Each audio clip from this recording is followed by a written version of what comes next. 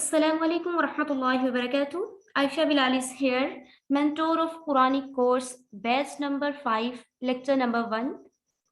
उम्मीद है आप सब ठीक ठाक होंगी, सेहत और ईमान की बेहतरीन हालत में होंगी इंशाअल्लाह। अल्लाह रब्बुल इज़्ज़त से दुआ है हमें सही सही पढ़ने और इस पर अमल करने की तौफीक अता फरमाए।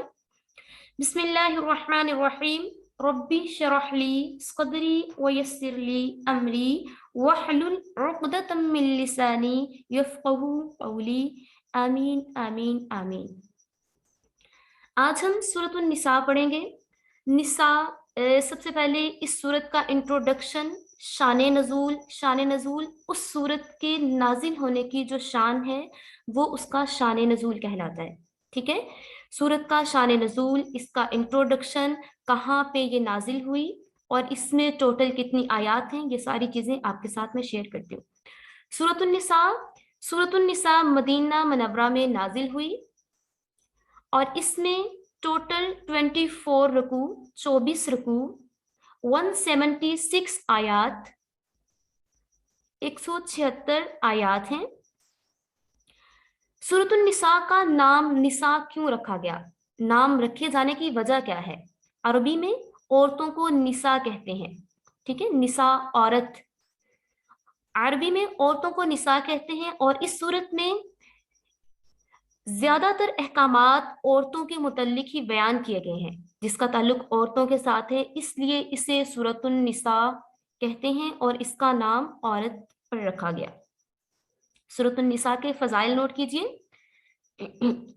सूरतुन निसा की एक आयत मुबारका के बारे में हजरत अब्दुल्ला बिन मसऊद रज़ियल्लाहु तआला अन्हु फरमाते हैं, मोहम्मद अरबी सल्लल्लाहु अलैहि वसल्लम ने मुझसे इरशाद फरमाया, मुझे कुरान मजीद पढ़कर सुनाओ। मैंने अर्ज किया, या रसूलुल्लाह सल्लल्लाहु अलैहि वसल्लम, मैं आपको पढ़कर सुनाऊं, हालांकि ये तो आप पर नाजिल फरमाया गया है। इरशाद फरमाया, हाँ तुम पढ़कर सुनाओ। चनाचे मैंने सूरतुन निसा पढ़ी।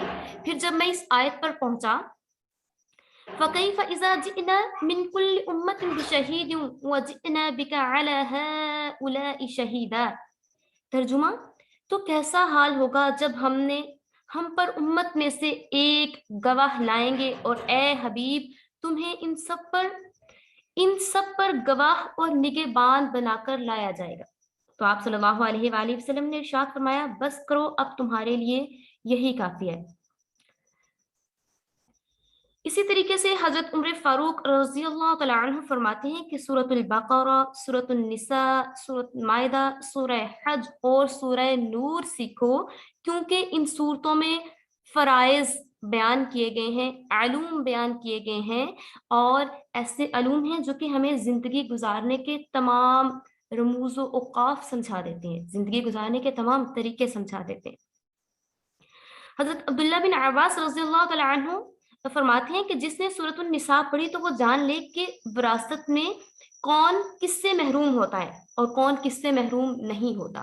मीन्स के विरासत के जितने भी हकूक हैं वो भी इसमें बयान हुए हैं।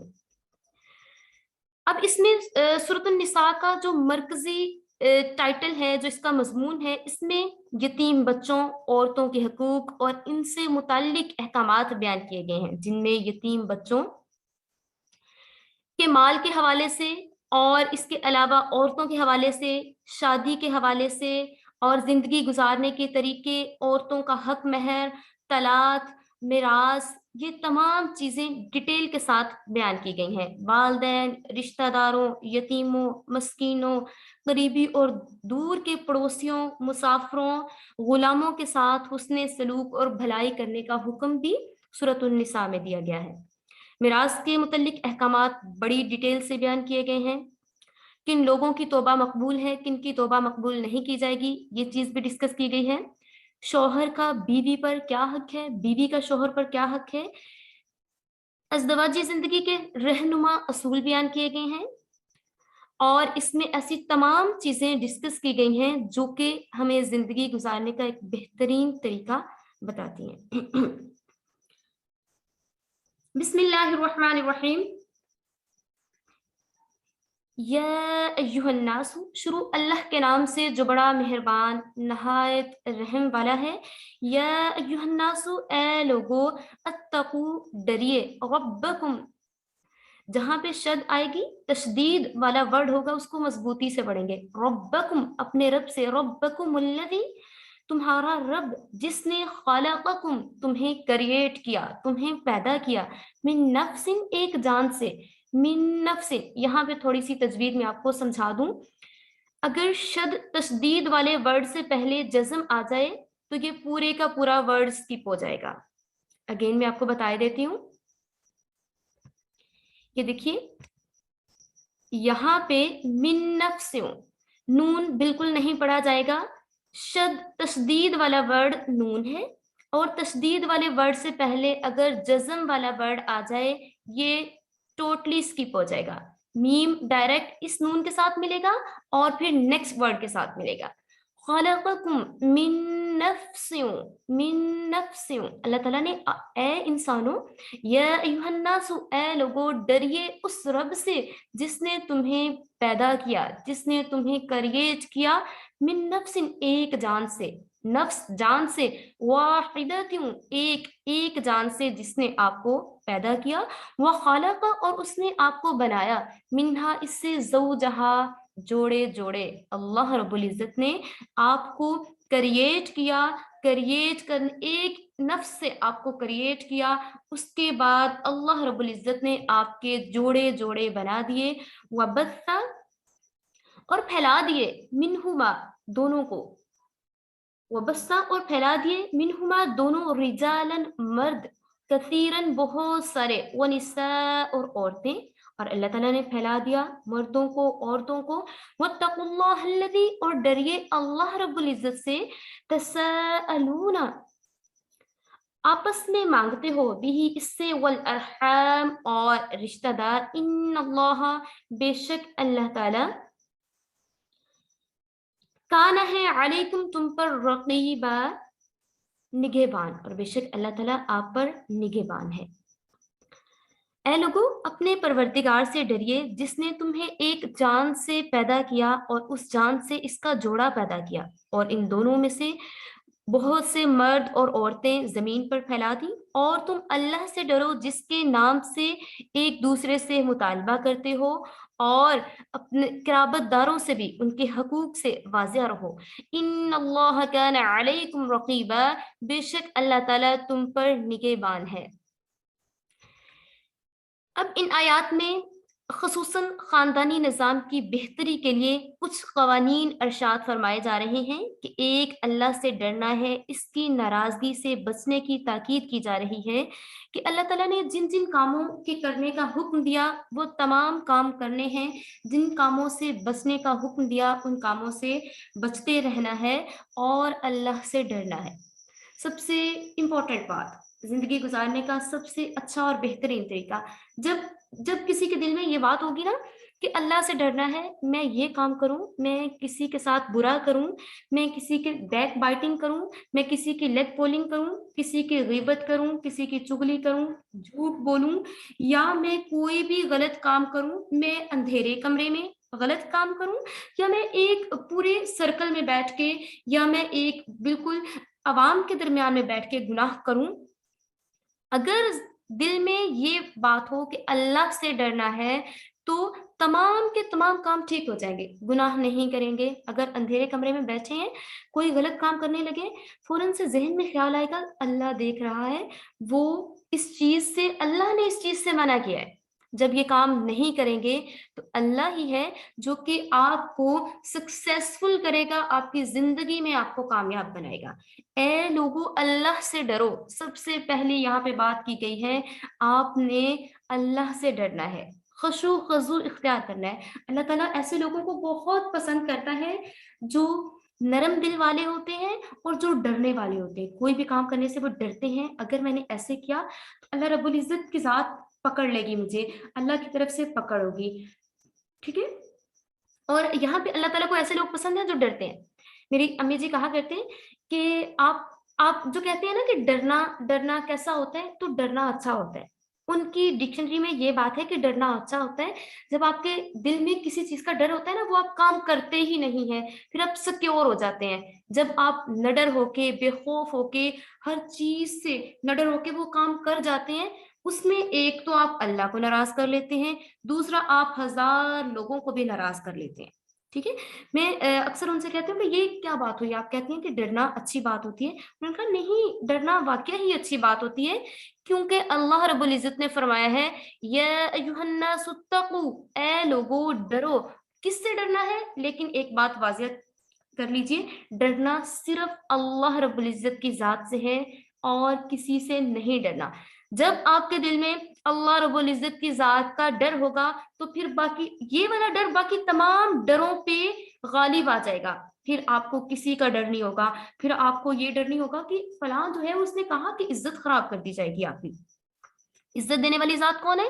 اللہ رب العزت کی ذات عزت دینے والی ہے. جب آپ کو عزت اللہ نے عطا کی ہے تو آپ کو لوگوں سے ڈرنے کی کیا ضرورت ہے کہ وہ آپ کی عزت خراب کرے گا، وہ آپ کی عزت کو ختم کرے گا. اللہ ہی ہے جو کہ ہر کام کو بنانے والا، ہر کام کو پار لگانے والا، ہر چیز عطا کرنے والا. وہ رزق ہو، وہ روزی ہو، وہ سکسیس ہو، کامیابی ہو، وہ کوئی بھی طریقہ ہے زندگی میں کامیاب ہونے کا طریقہ ہے، تمام کی تمام تر کامیابیاں اللہ رب العزت کی طرف جاتی ہیں. اور اللہ ہی ہے جس نے آپ کو اس کامیابی کی طرف بلا لیا ہے کہ ڈرنا ہے، مجھ سے ڈرنا ہے. اور اللہ سے ڈریں گے تو دیکھیے گا کہ دنیا کی تمام تر کامیابیاں کیسے آپ کے قدموں کو چوم لیتی ہیں. اور اللہ نے پیدا کیا انسانوں کو اور ایک خاندان بنا دیا اور زندگی گزارنے کا ایک طریقہ سمجھا دیا کہ کس طریقے سے آپ نے اپنی زندگی گزارنی ہے. اور جب ہر شخص یہ سمجھے گا کہ جب ہم ایک ہی نسل میں سے ہیں اور ہم پر ایک دوسرے کا حق ہے، باہمی حقوق جیسے اولاد، بیوی، شوہر، والدین، ٹھیک ہے، یتیم، دوسرے عزیز و قریب. یہاں پہ والارحام، عزیز و قریب کی بات کی جا رہی ہے کہ ہمارے ان پر کیا حقوق ہیں، ان کے ہم پر کیا حقوق ہیں. ان سب کے بارے میں کوشچن کیا جائے گا. واتقوا اللہ الذی تساءلون بہ والارحام، اور ڈریے اللہ رب العزت سے. آپ سے سوال کیا جائے گا آپ کے رشتہ داروں کے بارے میں بھی، ٹھیک ہے، چاہے وہ آپ کے اولاد ہے، بیوی ہے، شوہر ہے، والدین ہیں اور دوسرے عزیز و قریب ہیں، رشتہ دار ہیں. جتنے بھی حقوق ہیں ان کا ادب ہے، احترام ہے، ہمدردی ہے، شفقت ہے. یہ تمام چیزیں جو ہیں وہ کسی ایک ترازو میں نہیں ناپی جا سکتی، ان کو کاؤنٹ نہیں کیا جا سکتا. اور اسی لیے اللہ رب العزت نے کہا ہے کہ آپ نے ڈرتے رہنا ہے، اپنی زندگی میں توازن قائم کرنا ہے. ہر ایک کے بارے میں اللہ سے ڈرنا ہے کہ اگر میں نے اس رشتہ دار کا حق ادا نہ کیا، اگر میں نے والدین کا حق ادا نہ کیا، انہیں پراپر ٹائم نہ دیا، تو میرے سے کوشچن کیا جائے گا. ٹھیک ہے، تساءلون، کوشچن ہوگا آپ سے اپنے والدین کے بارے میں، اپنے شوہر کے بارے میں، اپنی بیوی کے بارے میں کوشچن ہوگا کہ آپ نے اپنی بیوی کے کون کون سے حقوق پورے کیے ہیں. ٹھیک ہے، اسی طریقے سے آپ کے بہن بھائیوں کے بارے میں کوشچن ہوگا کہ آپ نے ان کا کس طریقے سے خیال رکھا، کیا کیا آپ نے ان کے حقوق پورے کیے، رشتہ داروں کے ساتھ آپ نے صلح رحمی کی یا نہیں کی. ان اللہ، بے شک اللہ تعالیٰ، کان علیکم رقیبا، اللہ تعالیٰ نگہبان ہے اور اللہ تعالیٰ ہر چیز کو دیکھ رہا ہے کہ کس طریقے سے آپ نے بیلنس کیا ہوا ہے. اللہ تعالیٰ نے اس دنیا کو کریٹ کیا، پھر اس دنیا میں زندگی گزارنے والے انسانوں کو بتا دیا کہ آپ نے اپنی زندگی کیسے گزارنی ہے. ٹھیک ہے، ہمیں بینگ اے مسلم ایک طریقہ سمجھا دیا گیا کہ آپ نے اپنی زندگی ایسے گزارنی ہے کہ آپ کو پتا ہونا چاہیے کہ آپ نے اپنے بہن کے ساتھ، بڑی بہن کے ساتھ کیسا سلوک کرنا ہے، چھوٹی بہن کے ساتھ کیسا سلوک کرنا ہے، اپنے بابا کے ساتھ کیسا سلوک کرنا ہے، ماما کے ساتھ کیسا سلوک کرنا ہے، اپنے ریلیٹیوز کے ساتھ کیسا سلوک کرنا ہے. ٹھیک ہے، اب دیکھیں باقی جو مذاہب ہیں ان میں اس چیز کو نہیں دیکھا جاتا. بس وہ آپ کی اپنی ذات ہے، اس کو لے کے چلتے رہیں. پھر جب بڑھاپا آئے گا پھر کوئی آپ کو پوچھنے والا نہیں ہوگا. اولڈ ہوم میں چلے جائیں، جہاں مرضی زندگی گزاریں، جس طریقے سے مرضی. ایک خاندانی نظام جو کریٹ کیا ہے اسلام نے، ہمیں ایک مضبوط بندھن میں باندھ دیا ہے اور سب سے بہترین زندگی گزارنے کا طریقہ ہمیں اسلام نے سکھا دیا ہے کہ آپ نے کس طریقے سے زندگی گزارنی ہے. ٹھیک ہے، تو یہ چیزیں ہیں کہ اللہ رب العزت سورہ نساء کی پہلی آیت میں فرما رہا ہے کہ اللہ آپ پر نگہبان ہے، آپ سے کوشچننگ کی جائے گی، آپ کے ریلیٹیوز کے اباؤٹ، آپ کے پیرنٹس کے اباؤٹ، آپ کے جتنے بھی رشتہ دار ہیں ان سب کے بارے میں آپ سے کوشچن کیا جائے گا۔ وَآتُوا الْيَتَامَى وَآتُوا الْيَتَامَى اور دیں، وآتو اور دیں یتامہ یتیموں کو اموالہم ان کے مال، اور آپ یتیموں کو ان کا مال دے دو، ولا تتبدلوا الخبیث اور نہ بدلیے خبیثہ گندی چیز کو بالطیب پاکیزہ چیز سے۔ یاد رکھیے قرآن پاک جو ہے عربی زبان میں ہے، اور عربی زبان ایک بہت میٹھی زبان ہے، یہ بہت زیادہ اردو سے ملتی جلتی ہے، ٹھیک ہے۔ اب دیکھیں گے میں آپ کے ساتھ اگر پیور اردو کی بات کی جائے، خالص اردو کی بات کی جائے، رقیب دشمن کو بولتے ہیں، اور یہاں پہ بھی رقیب نگہبان دیکھنے والا، ٹھیک ہے، یہ چیز یہاں پہ ہے۔ جیسے یتیم اردو کا ورڈ ہے، ٹھیک ہے، اور یتیم یہاں پہ بھی یتامہ یتیم وہی ہے، اور وآتو عطا کیجیے دیں، وآتو الیتامہ یتیموں کو دیں، اموالہم ان کا مال، اموال اور مال یہ بھی ملتا جلتا ہے، بس تھوڑی سی آپ کو یہاں پہ اپنی اٹینشن لگانی ہے۔ بلیو کیجیے گا کہ اگر آپ ایک پارہ بھی فل اٹینشن کے ساتھ پڑھ لیں گی with translation, word by word translation, لفظ لفظ کو دیکھتے ہوئے اگر آپ پڑھ لیں گی، آپ کے لیے بہت ایزی ہو جائے گا ورڈ بائی ورڈ ٹرانسلیشن کرنا، ٹھیک ہے۔ ولا تتبدلوا، ٹھیک ہے، تبدیل کرنا بالکل یہ بھی ملتا جلتا ہے، ولا اور نہ، تتبدل الخبیث نہ بدلیے گندی چیز کو بالطیب پاک چیزوں سے، ولا تأکلوا اور نہ کھائیے اموالہم ان کا مال، الی اموالکم اپنے مال کے ساتھ ملاتے ہوئے، انہو بے شک کان ہے حوبن گناہ کبیرہ بہت بڑا گناہ، ساتھ ہی بتا دیا گیا ہے یہ بہت بڑا گناہ ہے، اور جن بچوں کا باپ اس دنیا سے چلا جائے وہ یتیم کہلاتا ہے، ٹھیک ہے، اور جن بچوں کا باپ اس دنیا سے چلا جائے ان کے مال کو ان تک پہنچائیے، اور ان کے مال کو نہ بدلیے، ان کو اگر ان کا مال آپ کے پاس موجود ہے، اگر آپ ان کا مال کھا رہے ہیں تو آپ ایک گندی چیز کھا رہے ہیں پاک چیز کے بدلے میں۔ وَلَا تَأْكُلُوا أَمْوَالَكُمْ إِلَىٰ أَمْوَالَهُمْ إِلَىٰ أَمْوَالِكُمْ اور نہ ان کے مال کو ملائیں اپنے مال کے ساتھ، إِنَّهُ كَانَ حُوبًا كَبِيرًا اور بے شک یہ ایک بہت بڑا گناہ ہے۔ اب اس کا بیک گراؤنڈ دیکھتے ہیں کہ ایام جاہلیت میں اسلام سے پہلے یتیموں کے حقوق برے طریقے سے پامال کیے جاتے تھے، اور یتیموں کو نقصان پہنچانے کے مختلف طریقے استعمال کیے جاتے تھے۔ پھر یتیم جو تھے اپنی مجبوری اور بے چارگی کے باعث محتاج ہو جایا کرتے تھے، وہ کسی کے منہ کی طرف دیکھتے، حالانکہ ان کے پاس اپنا مال موجود ہوتا تھا، لیکن وہ دوسروں کے منہ کی طرف دیکھتے رہتے تھے کیونکہ کوئی ان کی دیکھ بھال کرنے والا نہیں ہوتا تھا، اور وہ برے طریقے سے ان کے ساتھ برا سلوک کیا جاتا، ان کے مال کو کھا لیا جاتا، اور ان کے ساتھ بڑا ہی بے رحمی والا سلوک کیا جاتا تھا۔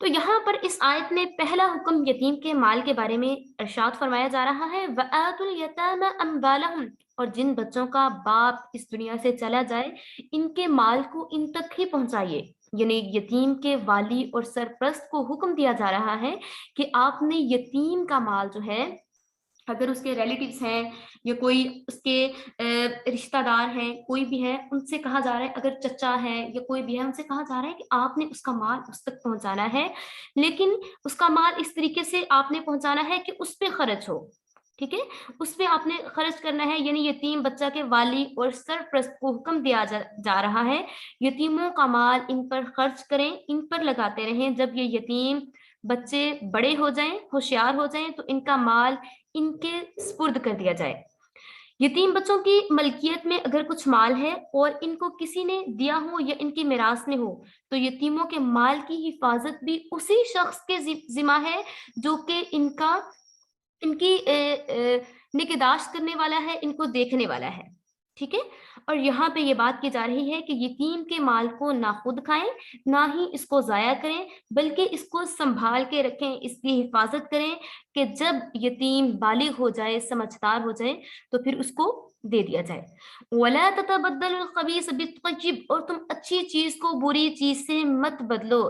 جب تک یتیم کا مال تمہارے قبضے میں ہے آپ ایسا نہیں کرو کہ اچھی چیز تو نکالو، بری اور گھٹیا چیز ان کے مال میں ملا دو.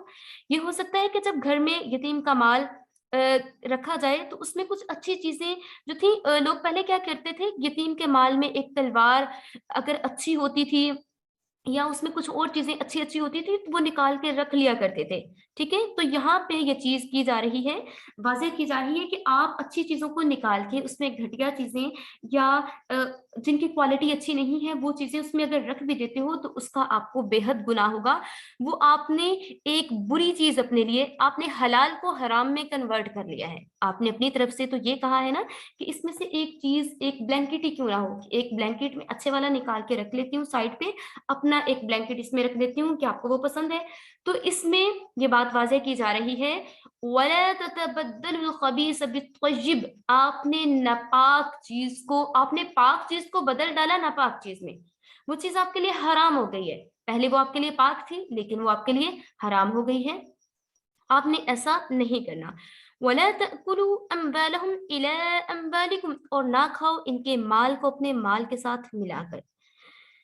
تو پہلے لوگ کیا کیا کرتے تھے کہ جو یتیم کا مال ہوتا تھا اس کو اپنے مال میں ملا لیتے اور پھر اس کو خرچ کیا کرتے تھے، لیکن یہاں پہ واضح طور پر بتا دیا گیا کہ آپ نے یتیم کے مال کو نہیں خرچ کرنا. پھر کچھ لوگوں نے کوشچن کیا کہ یا رسول اللہ صلی اللہ علیہ وآلہ وسلم اس طریقے سے ہمارے لیے بہت مشکل ہوگی. تو آپ صلی اللہ علیہ وآلہ وسلم نے کہا کہ ہاں ایسا ہو سکتا ہے کہ آپ یتیم کے مال کو اگر کسی بزنس میں، تجارت میں لگاتے ہیں، پھر اس کا جو پروفٹ ہے، ٹھیک ہے، وہ آپ اس پہ خرچ کریں یا آپ اس کو بہترین طریقے سے استعمال کریں اپنے مال کے ساتھ، تو اس میں آپ کو کوئی گناہ نہیں ہوگا. بخاری و مسلم شریف میں حضرت ابو ہریرہ رضی اللہ تعالیٰ عنہ سے مروی ہے کہ رسول اللہ صلی اللہ علیہ وآلہ وسلم نے ارشاد فرمایا کہ 7 گناہ بہت سخت ہیں جو آدمی کو ہلاک کر کے چھوڑ دیتے ہیں. یتیم کا مال کھا جانا، نمبر 1 یتیم کا مال کھا جانا. نمبر 2 شرک کرنا، اللہ رب العزت کے ساتھ شریک ٹھہرانا. نمبر 3 جادو کرنا. نمبر 4 کسی کا ناحق قتل کر دینا. نمبر 5 جہاد سے بھاگ جانا. نمبر 6 پاک دامن عورت پہ تہمت لگانا. سب سے بڑی بات، پاک دامن عورت پہ تہمت لگانا. ہاں جی، جو بیچ نمبر 3 سے گرلز ہیں وہ مجھے جلدی سے بتائیں گی کہ جو پاک دامن عورت پر تہمت لگانے کی اسلام نے کیا سزا رکھی ہے. عورت پاک دامن ہے، ٹھیک ہے، اس نے کوئی گناہ نہیں کیا، ایون کہ اگر اس کا شوہر یا کوئی بھی اس پہ الزام لگاتا ہے، تہمت لگاتا ہے، تو اس کی سزا کیا ہوگی؟ جلدی سے چیٹ باکس میں ٹائپ کر کے بتائیے کہ آپ کو یاد ہے یا نہیں یاد. ویری گڈ، یس مصباح، بالکل اس کو 100 کوڑے لگائے جائیں گے.